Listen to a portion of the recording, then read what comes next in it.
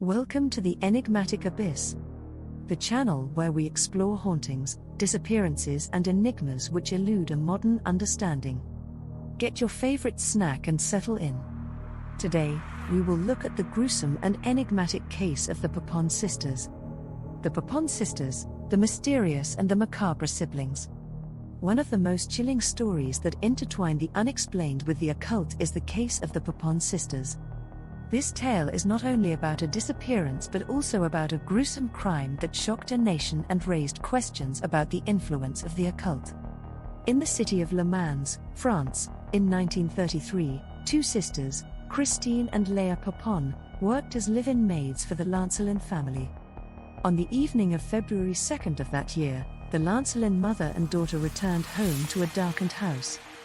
What they didn't know was that they were walking into a scene of horror that would become one of France's most notorious crimes. The sisters had brutally attacked and murdered their employers in a manner so savage that it left the nation reeling. The bodies were found with their eyes gouged out, blood was spread over the furniture and clothing of the victims as their disfigured corpses lay lifeless on the ground.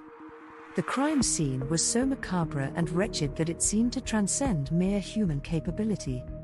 After the murders, the sisters were nowhere to be found, leading to a frantic search. They were later discovered in their shared bed, naked and huddled together, seemingly in a state of shock.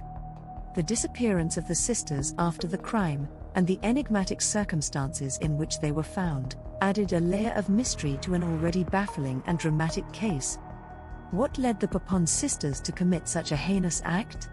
Some speculated that the sisters were involved in the occult and that their crime was the result of a ritualistic act or demonic possession. The theory was bolstered by the fact that the sisters appeared to be in a trance-like state when they were found. They were confused and semi-catatonic. The case took on an even more sinister tone when it was revealed that the sisters communicated in their own secret language and were unusually and intimately close. This led to rumors of an incestuous relationship, and they were accused of committing such acts in honor of their demon master. Their trial was a sensation, with discussions of their mental state and possible influence of the occult taking center stage. Attorneys battled back and forth over the veracity of the accusations. Drama erupted in the newspapers and rumors began to be fueled by wild speculation. Ultimately, Christine and Leah Papin were found guilty within the courts of law. Christine received a death sentence which was later commuted to life in prison. Leah was sentenced to 10 years in prison. Christine's mental health deteriorated rapidly in prison, and she died in 1937. The erosion of her mental state was rumored to be as a result of missing her sibling and a deeper, darker connection with the demonic. Leah was released in 1941 and vanished into obscurity, her fate largely unknown, adding yet another layer to the mystery. Did she continue her occult practices in the countryside away from prying eyes? Did she take another lover in memory of her sister? We may never know.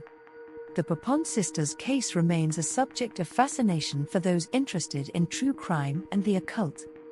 It's a story that combines elements of psychological horror with the possibility of supernatural influence, leaving us to wonder about the true nature of evil and the human psyche. This story, with its blend of true crime and the occult, might resonate with your interest in the paranormal and the unexplained.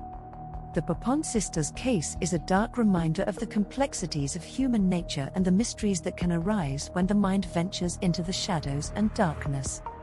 Beware the intrigues of the occult. Once you venture inside the darkest corridors of hell, you rarely return to the light. Please like and subscribe for more enigmatic mysteries.